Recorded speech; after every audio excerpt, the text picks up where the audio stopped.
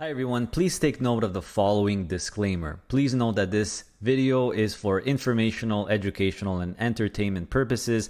It does not constitute financial advice. We are not registered financial advisors. Hey everyone, welcome back to another episode in DIY investing education. And today we're going to talk a little bit about a scary word in investing, leverage, or sometimes it's known as margin, right? Taking margin. So what is financial leverage, or what is leverage vis-a-vis investing?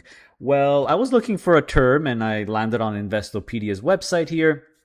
I think that this definition is fairly accurate. Financial leverage is the practice of borrowing money, investing the funds, and planning for future returns to be greater than the debt servicing costs, right? So think of it kind of like a mortgage, right?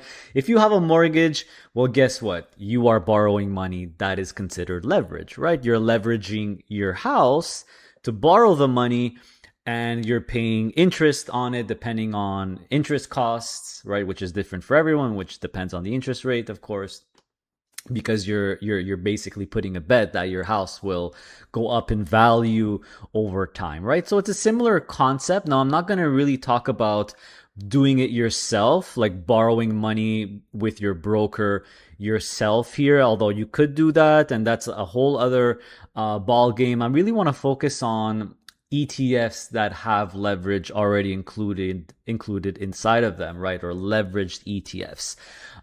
So there is really, in my personal opinion here, I don't think it's a matter of opinion, but I'm just going to say generally speaking, there's really two types of leveraged ETFs, if you will. And we're going to focus as usual on the Canadian stock market, and we're going to use some examples here. I'm really going to show you the two different types of leverage because it's very important.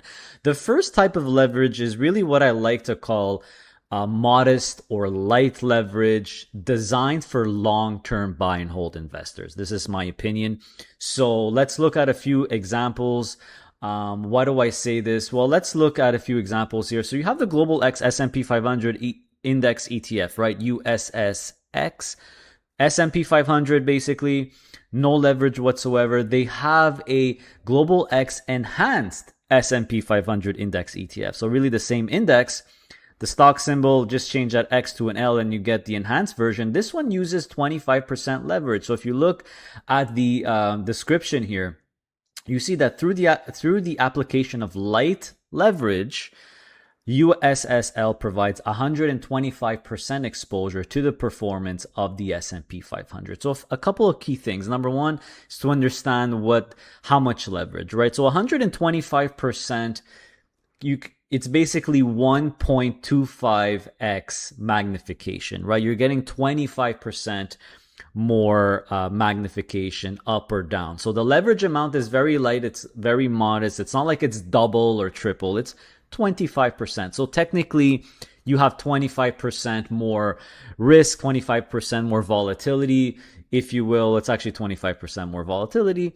Risk is a term that's in the eye of the beholder, but we could say you have 25. Let's just say, for general sake here, for this example, it's kind of like you have 25% more risk, more volatility versus just holding the S&P 500 by itself. What does that mean? That means there's an amplification up or down with your return or your performance. So for example, if both of these funds have been out for over a year, so if you look at the performance of USSX, you click on performance and distribution, you see that, for example, the 1 year return is 14.41%, right? That's 1 year.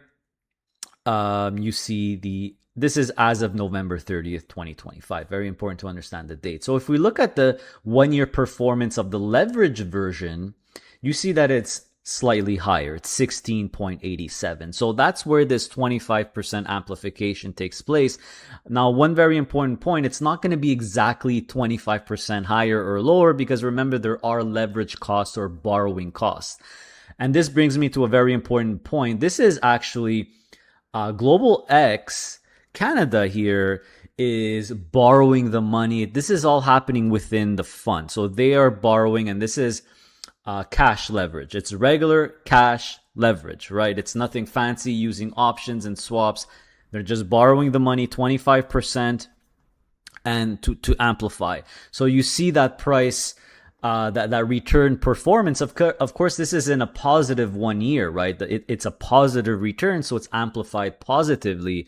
It's very important to understand that if we have a bad year, for example, let's say it's minus 14.41%, well, the performance of USSL, which is amplified, is going to be probably about approximately, it's not an exact science, minus 16.87%. Again, I'm just an approximate to give you an understanding of how it works, because leverage works both ways, right? Up or down. So very important to understand a couple of things here. Number one, this is a small amount of leverage. It's a light or modest amount of leverage. When I say small, I mean that in my opinion, but like it says here, light leverage, 25%. So it's really 1.25x exposure or amplification, up or down. Another thing to understand is that this leverage, it's not you borrowing the money technically, it's Global X borrowing, or the ETF borrowing it on your behalf, if you will. It's integrated in the ETF itself, so you don't have to worry about things like margin calls or anything like that. And another thing to remember is Global X Canada is a really big financial institution in Canada. I believe they're managing approximately over 30, I think almost 40 billion, if not they passed 40 billion in AUM and assets. So they could get much better borrowing costs than me and you can, right? If we would borrow the money ourselves, we don't own $40 billion worth of stuff. So they get a good rate, a better rate, if you will. Not good, a better rate than me and you can. You guys are trying to understand my point, right? Another thing to remember is, where do you see the cost of the leverage? Well, the leverage cost will show up in the MER. So if you look at the MER of just the regular Global X S&P 500 index fund, you see the MER is 0.09%. A very typical S&P 500 MER in Canada. For the S&P 500, for an S&P 500 index fund. If we look at the MER for USSL, the leverage version, you'll see that it is a lot higher. That's because the MER does include the borrowing cost or the leverage cost of this ETF.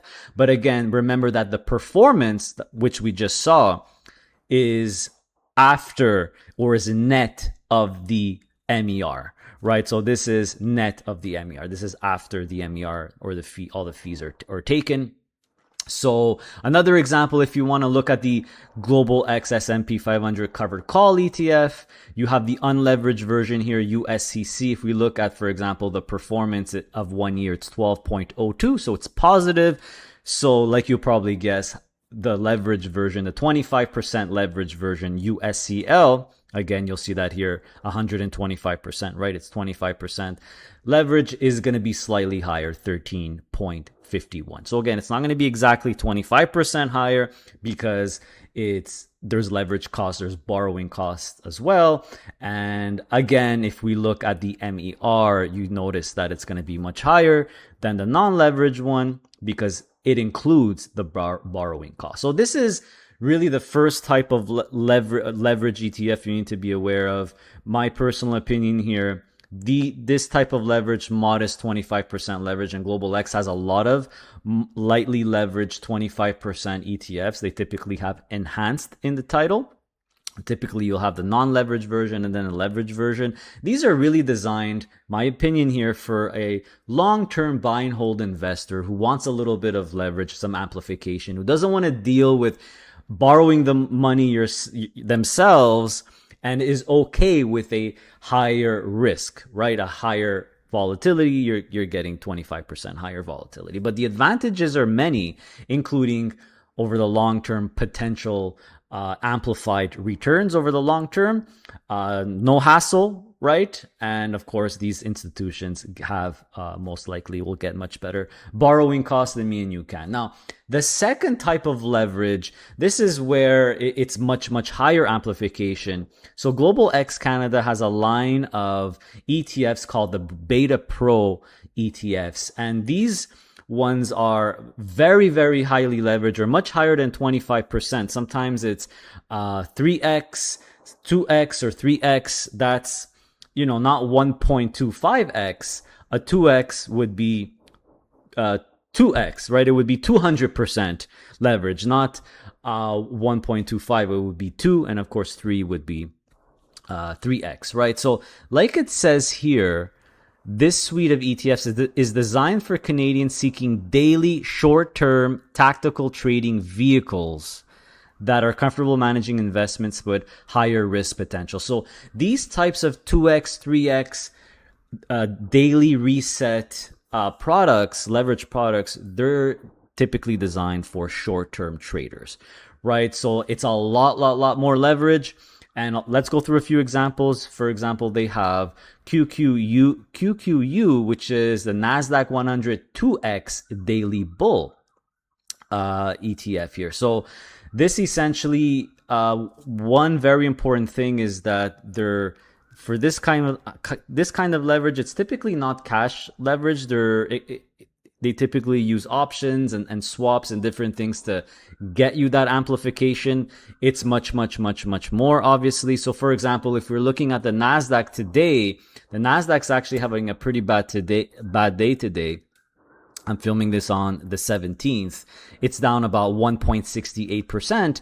So the QQQU, which has double the amplification, right, 100% amplification or 2x, you'll see that it's down 2.84%. So it's down much more. This is the 2x Daily Bull ETF, which means that this is a bet that the NASDAQ 100 is going up. You're a bull, right? But they also have a Daily Bull 3x. This has even more leverage, right? And you could see that it's down even more today at minus 4.14%. And then sometimes you might see that they have a bear version, a daily bear version like this one, which is basically you're betting that the NASDAQ, you're going to invest in this one or get this one if you're betting that the NASDAQ 100 is going down. And it is going down today. That's why you see that this one is actually up 2.83%. So the bear ones kind of do the opposite, right? If the market's up, the bear ones are going to go down. If the market is down like today, or the NASDAQ is down like today, the bear ETFs are going to go up. So these ones, very important to understand that it's a lot more leverage in the first set or the first type of leverage ETFs that we saw. And the important thing to remember is that, like we saw at the beginning here, the introduction, or their homepage here of the Beta Pro, these are really designed for short-term trading, right? In my opinion, they're designed for traders or swing traders. You're making a one-day or short-term bet on something, and you could get 2x or 3x amplification. Whereas something like a USSL, which is a leveraged S&P 500 index fund, is only 1.25x amplification, 25% leverage, a lot lower, really designed for buy and hold long-term investors. And also the leverage is different. They're using pure, just regular cash borrowing. So hopefully this video was informative for you and you understand the concept of leverage ETFs. I think, in my opinion, the two most important things to remember is, number one, there's really two types of leverage ETFs on the Canadian market. You have ones like we just saw, USSL, USCL, really designed for long-term buy and hold investors. In my opinion, you're getting a little bit of amplification, basically 25% amplification. Remember that the MERs are going to be higher on these because the leverage costs are included in the MERs. But as we saw from the performance, if that asset has done well in that period of time, the leverage version, lightly leveraged version, is going to do a little bit better. Not exactly 25% because you have to take into account the borrowing costs. But if we look at the performance, remember that these performance numbers are net of borrowing costs, or net of the fees. And then there's another set, which is really the really more high risk ones. Those would be the daily reset 2x or 3x bear or bull ones. For example, the Beta Pro suite from Global X Canada. But these are really designed for traders. These are not designed for long-term buy and hold investors, in my opinion. They're designed for Canadians who are seeking, like it says here, it's perfectly written, daily short-term tactical trading vehicles. All right, so give me a thumbs up. I would really appreciate it. Now you should understand how leveraged ETFs work. If you have any questions, let me know in the comments section. And a big thank you to Global X Canada for sponsoring this video and this educational series. See you next time.